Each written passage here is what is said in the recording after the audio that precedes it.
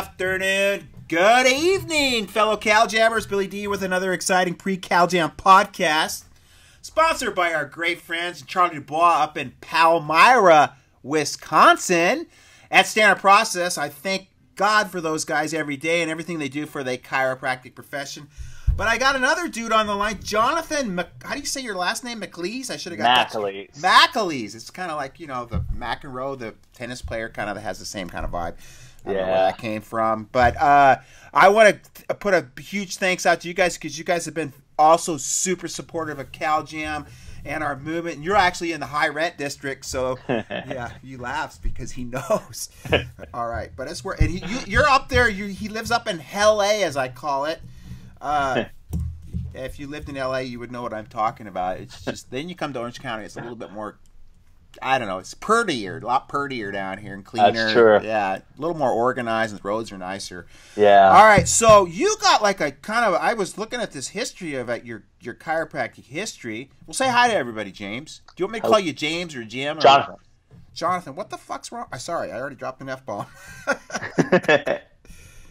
Because I got the James McEnroe thing going. Is it what it happens? I got that. Is it James McEnroe or what? Jonathan. I got Jonathan McAlees. Good. We'll get this straight. I recognize you. That's a good point. Sometimes putting names to faces has been difficult for me. All right, let's get started on the right foot again here. All right, so you've got your dad was crippled as in the Marine Corps and was literally a quadriplegic. Yeah, so, back in the 60s, my dad enlisted in the Marine Corps thinking that he was going to get drafted. And so he decided he was just going to enlist before he got drafted, enlisted in the Marine Corps, was doing hand-to-hand combat. My dad's a small guy. He was about 5'6", 160 pounds, and he was going up against a guy that was about 6'3" and about 260 pounds. So much bigger guy, and I don't know if you've remember American Gladiators where they'd have the big pugil stick and they're fighting with it. Well, American Gladiators, it's a cushion on the end. In the Marine Corps, it was a wooden block.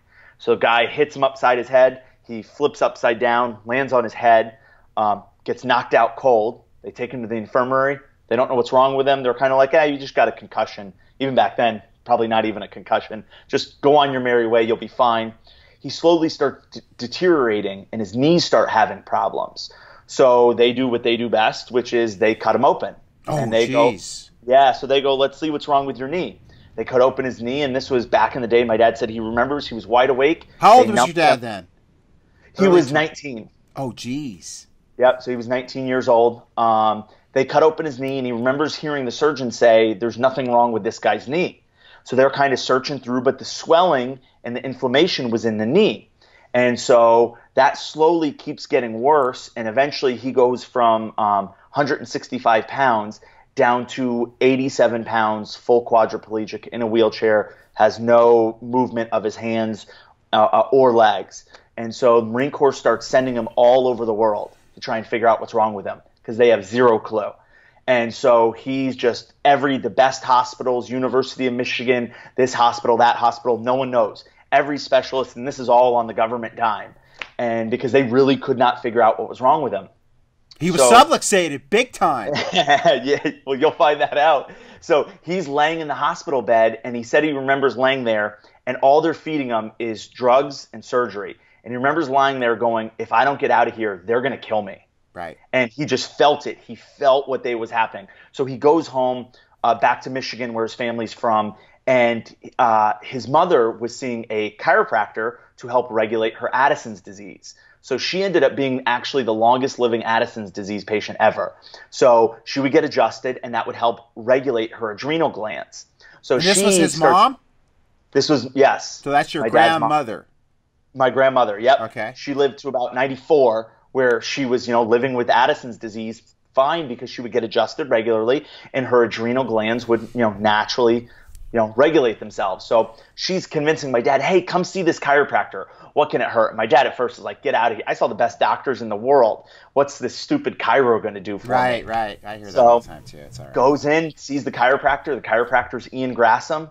Ian Grasham you takes couldn't pick like a more the most on fire chiropractor on the planet. I mean, he was one of my biggest influences at DE. So I know, he was incredible. And so he comes in, takes an X-ray, his atlas just shoved right into his spinal cord, just completely shoved right in there. Now the good thing was there was no break, there was no. So your dad wasn't walking, or he had no use of his arms either? None. He couldn't feed himself. Oh, he had to Jesus be fed. Christ. He couldn't feed himself. It was that bad. So Ian Grasham says, I'm going to get you out of this wheelchair. My dad doesn't believe him. So he goes, trust me, I'm going to get you out of this wheelchair. Within 3 months, he had him riding a bike. Within 6 months, he was walking with a cane. And a year later, he was walking, normal. They said, hey, you're always going to have some, arthritis and some other things because you were crippled for, almost 2 years in that. He was in a wheelchair for almost 2 years. My dad looked at Ian and he said, how can I ever you saved my life. I thought I was destined to live in this wheelchair. And Ian looks at him in the only way he could, and he said, go become a chiropractor. God, and great. do what I've done for other people. Right. Now, story gets even better because my dad looks at Ian. My grandparents were immigrants from Scotland. And my dad goes, I can't pay for chiropractic college. I have no money. We live in a 2-bedroom, 5 of us live in a 2-bedroom house. And Ian goes, I'll pay for it. And pays for my dad to go to chiropractic college. No way. Yeah. Wow. I mean, chiropractors are such lovers and givers. It's amazing. It's incredible. Yeah. And then your dad met your mom at DE. Yes. So my dad was at a DE seminar because obviously, Ian's got him on the right path. And so he ends up he ends up meeting my mom, who's there with her dad. So my mom was working in her dad's office, my grandfather, and they were introduced by a guy by the name of Dr. James Gregg from up in Michigan. Dude, I know Jimmy Gregg. I was back in that day, man. I don't know what year that was. What year was that? Probably. It had to have been like 81. Yeah, it was before. I was probably late 80s when I got in. I think 89, okay. 88. Yep. So Jimmy Gregg actually introduced my parents. Oh, wow! What a lineage. Yeah. So they met at DE, and then, of course, so my grandfather's brother ended up being a founding member of Life University. So one of my great uncles, basically, was a founding member of Life, and then my dad's brother ended up becoming a chiropractor. My mom's sister's a chiropractor. Cousins, we married into chiropractors, so it's one of those. And now my brother is a chiropractor. Now, did it ever cross your mind to become a chiropractor? I thought about it, and when you grow up in it, you're a chiropractor at heart. So that's kind of how I am. But I was always a math and business guy, so I'm a numbers. You're kind of a numbers geek, is what we would call it. Yeah, I can see that. I'm a finance guy, and so I looked at it, and I was always referring people, and it's kind of nice because out in the business world, every person you run into is sick. They're all sick and diseased. So I'm out there referring everyone out. I'm not an actual chiropractor, and sometimes I like it this way because it comes across better. You're like a third party. Get in with them. Right. Yeah, I'm a third party. I'm a neutral source, and you can meet all these people. But it was amazing, just in the business world, everyone's sick and diseased. Everyone. If it makes you feel any better, I'm kind of a numbers chemistry kind of geek too, but for some reason I got led down the path into chiropractic. So that's maybe why I measure angles and stuff on X-rays. So you've hit some really good important points here. How it number one is that a lot of times people come to chiropractic as their last resort, thinking that we're some kind of voodoo doctor. Like I had a new patient last night. He came to me and he was totally desperate. I mean, I don't want to get into his full history, but he was more desperate about his wife that's been losing all this weight, and they've been doing all the medical stuff. And it's like, even if they've diagnosed what's wrong with her, you're just going to get an onslaught of drugs and bullshit care, in my opinion. Of course, they save lives every day. They're great emergency crisis, but I mean, to try to get people to get their health back. And I'm thinking to myself, I know I'm going to help this lady. I have no doubt in my mind that I'm going to help her. And it's not me though. It's just removing interference and allow that intelligence and that innate intelligence of that body to heal itself and bring about that vibration and that higher level of health. It's not rocket science what we do. But then your dad went to DE, which is where I really got it transitioned me from being a meta-practicer. So I really encourage people to attend DE. I know we've got Steve Judson at the helm down there, and he's a great guy, and he's going to be speaking at CalJam. I also encourage people to come to CalJam to get dipped. You guys are going to be at CalJam again this year, and Correct. you're going to be giving away a big 50-inch TV Yeah, we always give away a TV at Cal Jam. You do? I didn't know that. See, I need to get out. I need to get out of my shell a little bit at Cal Jam. You know, the best event every year. Yeah, yeah. Yeah. So it's the most fun one you probably do, I'm sure. Yeah, most fun, best event we do. Okay, good. Why do you think it's best? Because it attracts successful people, or what? Yeah, for us, we're really going after the successful docs. We want the ones that are life changers. We're not interested in the guys that are just kind of onesie twosie. I'm looking here to do this, do that. We want the life changing chiros, and they all show up there. So yeah, it's kind of like it's like a reunion for people that are super, super. And being successful is just a measure of just how on fire you are about changing the world. I mean, it's not like, I don't know, it's hard to describe it, but being around other people, it kind of like we all rub off on each other, and it's like people go, "What do you learn at Cal Jam?" You don't learn anything at Cal Jam. You just get on fire, and you learn a lot. I shouldn't say that, because there's a lot of things that I bring into the fold to try to get people to be better doctors and be better at teaching people healthy habits and eating right and staying away from toxicity and cleansing and all the things that I employ in my life to make sure that I express at a higher potential too. So how did you get into this whole Fortis software processing? Your brother kind of brought you into it too. Yeah, so I'm a partner in Fortis, and we are a processing company. So what we do is we process credit cards. And so we're a larger company. We do about 8,000 hotels across the U.S. That's our largest market. Outside of the big four banks, we're the largest hotel processor in the country. Wow. And so we're really niche vertical based. We only go into very niche verticals where we think we can go deep in that vertical. So we're not trying to be everything to everyone. That's what the big banks are for. We're very, very specific. So we were doing this and doing different hotel shows, and we do a lot of restaurant shows because that's a big base of ours. And about 4 years ago, my brother came to me and he said, "Hey, I've tried everything out there on the market. I need you to build something for us because what we do is so different, and there's nothing really geared for the way that we take credit card payments."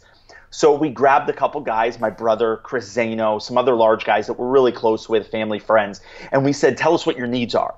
And so we've realized, being in the business a long time, that we can't dictate what's going to work well for your business. We need to know from you what your issues are, but then we can solve those through technology.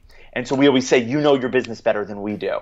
And so we took those issues and we basically created this technology where it's a web-based system. You can accept credit cards, one-time payments. You can store credit cards on file, runs all your reoccurring care plan payments, things like that. And we built this system, integrated it into most EHR systems. So Genesis, ChiroTouch, Platinum, all the big systems. And we just automate that process for the office. So the whole idea is two things I hate with chiros.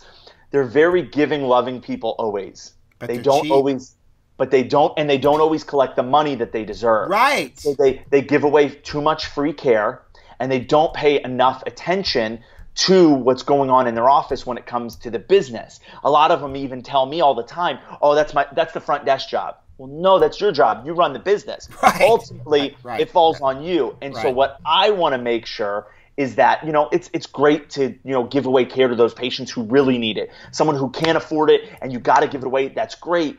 But for the people who can afford it, we need to make sure we're collecting every dollar for every service that you render to that patient. You mean the ones driving up in the Mercedes or the Porsches that say they can't afford it?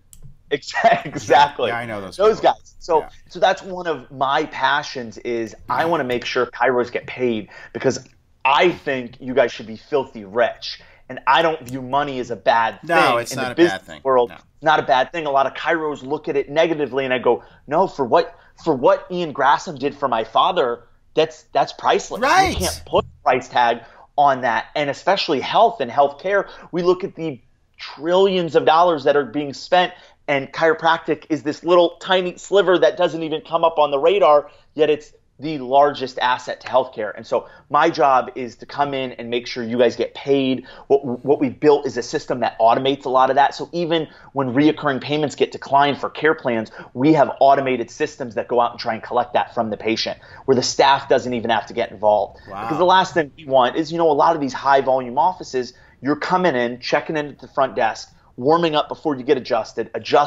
vibing, doing your exercises afterwards. We want to make sure that flow happens nicely within the office. The last thing we want to do is mess up the adjusting hours to take a payment or get a payment from a patient or clog up the front desk maybe when they're trying to grab products on their way out the door. So we want to make that easy, email receipts, all those different things. We just automate that. And so I love it because, I don't know, you can see I kind of get fired up. Yeah, you're as passionate about that as I am about chiropractic. Exactly, and that's my thing. I know what chiropractic can do, so my thing is I want to get more people in every office. Right. And so if I can automate those processes, I had a good conversation with Chris Zano, and he told me, and this stuck with me every time we build something, he said, what you have to realize is that the volume I'm seeing patients, every 3 seconds extra that I have to spend to do one thing I think about that stuff all the time. 2,200. Right. And he goes, so if I can reduce 3 seconds off, I save that times 2,200 patient visits a week. Right. Well, the average office isn't doing that, but if I can reduce that and I can limit that and I can get the staff more focused on loving patients, getting them to the next talk, getting the referrals from them. Doing the recalls. Doing the recalls, doing all the things that are really important, collecting the money. We can automate all this through technology. Let's do that. Right. And so that's my goal, is to really do that and, get offices seeing more patients, collecting more. I love it. Yeah, I mean, I'm feeling the vibe from you right now that you're really just a chiropractor that just helps with making sure things flow super simple to make it more streamlined. So it makes practice a lot easier. It also makes it a little bit more pleasurable than having to deal with all the back end stuff that, again, I don't like dealing with that stuff either. So Chris Zano sees 2,200 a week. What's the average chiropractor see in America? You have to know that stat. I don't know exactly because we don't see patient visits. We see the dollars that they collect. Okay. So we don't see the patient visits. So what's the average chiropractor collect? The average one on our system collects in the $20,000 range. A month. Okay. Yep. Now, we have targeted our system from the beginning to the care plan based chiropractor, the guys doing, corrective care. We don't target at all the, acute care guys, pain management. We kind of don't care. I don't want to diss what they do, but it's not our target market. It's not our cup of tea. Exactly. And again, I always say, if you want to limit yourself to just back pain, then do it. I mean, don't throw arrows, don't throw daggers at me just because I'm taking care of kids and looking at life from a different perspective as like it's preventative health care rather than just crisis care. And if you want to do crisis care, great. That's not my gig. Okay. Yep, exactly. And that's kind of where we are. So those numbers are probably skewed a little bit because your acute care guys are going to be seeing lower credit card volumes. They're probably, in the 10,000 and less range would be my guess. When we see those. Who would be like somebody that would be comparable in the profession so I can kind of equate what you do with other, say, just one of your competitors? Not that there's any competition in what you do, but... No, there is some competition, and hey, I'm all for it. At the end of the day, to me, it's about chiropractic. It's not about Fortis. Right. And so there's like Cash Practice. Okay, so Cash Practice beats. Yep. Miles is a great guy, runs a great company. Nothing, we're kind of both going down the same path, and sometimes, not everyone's a good fit, and we know that in business. Right. And so to me, they're one. Bluefin's a little bit in the space, but not really. Outside of us and Miles, no one has a dedicated system for chiros. Oh, cool. Yep. So, and then you're always looking for ways to improve, I'm sure. I mean, like any other business. So do you get most of your feedback from guys that are in the trench like Zano and your brother? Yeah, and we recommend it. We take everything the offices tell us and we put it in our enhancement list. We have 12 in-house developers in Detroit, nothing overseas. We spend a lot of money to keep it in-house and in the U.S. because that's important to us because what we find is we get such better results. So let's say, in an office, they come to us and say, hey, when an email, here's a good example. We have 3 cards on file for this patient, but this card sometimes declines for their reoccurring. Can we set it up where the second card automatically runs? Wow. I go, ding, ding. I go, that's a great idea. That is a great idea. And so we're building that into the system today. And so most of the good feedback we get comes from the offices directly. Now, a lot of it comes from me. I'd say 50% from me and 50% from the offices. So we're in the process, because I grew up in my dad's office. I used to leave school every day. My mom was the office manager. We'd go plunk down in my dad's office and we'd do homework. And when we were done with that, we'd go out and we'd run the front desk, put people on their warm-up chairs, get them. This is back in the day with the old head weight traction for the cervical traction. Some people still do that stuff. Yeah, some people still do it. Yeah. And so that was the way my dad did it. My brother does it a little bit differently. But so you know, it's we grew up in it. So I kind of have this vision of, we're going to build this auto collection system, not just a way to take payments. I really want to automate the process and flow within the office. So between the stuff I've got on the pipeline and what the offices bring us, we take everything they say and we put it in there, because we know if we do what the offices need, you're going to stay with us. Right. You know, so it's a, you know, reciprocal relationship. Yeah, why would you leave? You know, that would be the question. And that's the goal. We want to build a system that makes it where an office never has to leave and never wants to, because we've created so much automation for their office. I'm going to be honest with you. I've never seen anybody get this excited about that kind of stuff in my life. So I'm feeling like, you know, I'm feeling really good about you and your connection with chiropractic, but also integrating that into the money management part of the profession. So I can see how you are excited to be at CalJam to introduce to more and more people. So you're going to be at your booth at CalJam. I want people to come by and see you. You got the TV that they're going to sign up for. We're going to be doing the raffles, I think, from the stage this year to encourage people to get back in the room on time too. Not that we have an issue with that, but I want to make sure everybody's there on time. Anything you want to say in closing, my friend? Yeah, stop by at the booth. We'd love to see you. You can go to our website, Chiro, chiro.fortispayments.com. So just chiro.fortispayments.com. We have videos of our integrations on there. You can email us. One of the things we tell offices is email us a copy of your merchant statement. We'll do a savings analysis for you. For about 95% of the offices, we end up saving them money. And we have a very set pricing model. It's geared more like the technology space, kind of how all the technology, we price everything based on the technology. Very simple, very easy to understand. We kind of transformed all of our pricing. This is something we don't do in any other space. So we only offer this in the Chiro space because we look at, you know, the hotel business is how we make our money. The Chiro business is how we're giving back. And so that's kind of the goals. We're not going to get rich off of this. But for me, I was kind of thinking that. I was thinking, I don't know how we would compare it to like the hotel industry. It's not even close. So for me, it's funny. I go to a hotel show, and it's fun, and we make money over there. When I come here, I'm passionate. We make way less money, but I'm so much more passionate you're about helping people. Yeah, let me ask you a quick question too. Sure. What percentage do you guys charge per like transaction? I mean, how does that all work? So what we do, we're a large company. Last year we processed about 37 billion in credit card volume. So we do a lot of volume in credit cards, and that's the hotel space. Hotel space, there's a lot of processing there. Well, what'd you do billion-wise in chiropractic? We did. Let's see. Can you? I'd have to think about that. Yeah. We probably did about close to 100 million. That's in chiropractic. good. Well, that's more than I thought you were going to say. Something like that. But like, let's say you came in for an office visit and it was a $50 charge in a chiropractic office. What percentage do you guys typically get out of something like that? Yeah, so we get about 1.5%. Oh, you get that much? But that doesn't come to us. So here's what we do. We give away the processing at our wholesale cost. So something most people don't realize, when you swipe a credit card, so let's say you go to Whole Foods or the gas station and you swipe your Amex card. Yeah. They are paying for all the rewards that you get. When you get cash and points back, the merchant is paying for that. Well, in your office, you're the merchant. So you're paying those credit card fees for your customer when they get all those point and cash back. You're paying for it. So that's called interchange, is what that's called in the industry. What most processing companies do is they mark that up. So if the card costs 1%, they might charge you 2%. If the card costs 2%, they might charge you 3%. So in the Chiro space only, what we did is we pass our wholesale cost. We don't make a single penny on the actual per transaction. We pass through our wholesale cost. What we then do is charge a technology fee for our system. So if you do like 0 to 15,000 a month in credit card volume, it's $125 a month for our system, flat. That's all in. There's no statement fees, PCI fees, no per item fees. We don't charge any monthly gateway fee, and there's no setup fee, no contract, no cancellation fee.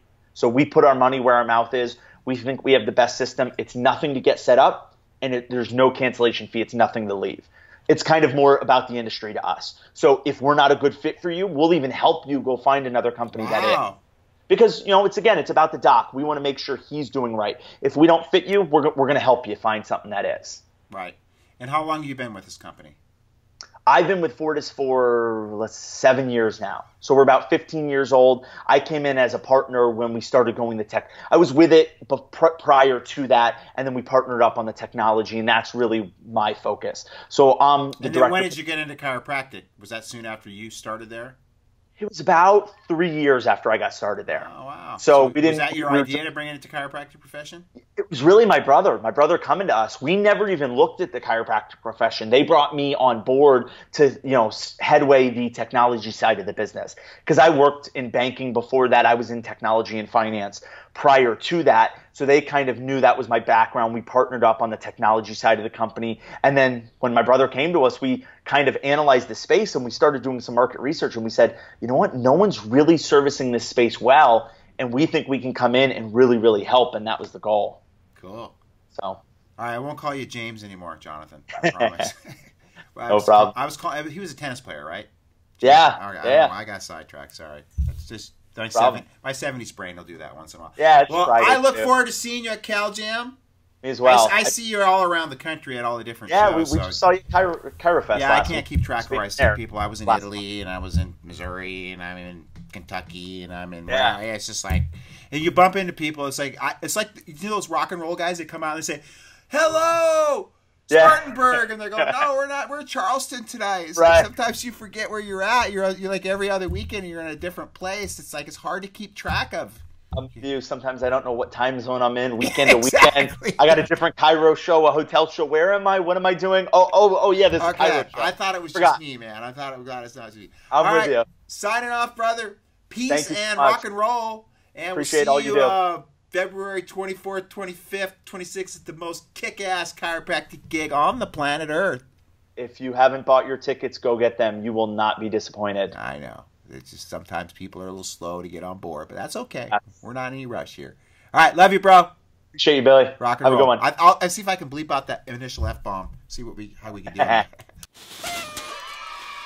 birthday, Cal Jam! It's our 10th anniversary, Cal Jam 10! Come out and party with all of us. Dave Asprey, Suzanne Humphreys, David Wolf. We're going to have the most awesome celebration celebrating massive health, celebrating planet sustainability, and celebrating